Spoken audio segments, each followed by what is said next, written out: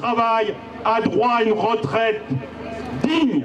La CGT hausse le ton sur la réforme des retraites. Elle reproche au gouvernement de lui imposer un calendrier de négociation trop serré. Impossible d'après elle de trouver un accord d'ici mi-juillet. Pour le syndicat, les 70 milliards de déficit annoncés hier noirciraient volontairement le tableau pour inciter l'opinion à accepter un départ à la retraite au-delà de 60 ans et un relèvement des cotisations. Il y a une volonté gouvernementale et du MEDEF avec des moyens médiatiques énormes pour faire passer l'idée que de toute façon la solution c'est que ceux qui aujourd'hui cotisent doivent plus cotiser et plus travailler pour avoir en fin de compte moins sur la retraite. La centrale défilait aussi pour réclamer la régularisation du millier de sans-papiers qui travailleraient en Ile-de-France d'après elle et dont elle juge la situation particulièrement préoccupante.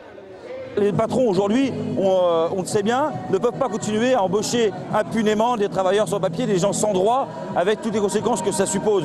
D'autant que ce sont les salariés qui créent de la richesse et qui en même temps cotisent pour nos régimes et pour le coup sont pour les entreprises importants. Donc il y a besoin effectivement pour les entreprises de traiter cette question des travailleurs sans papier autrement qu'elle est traitée aujourd'hui.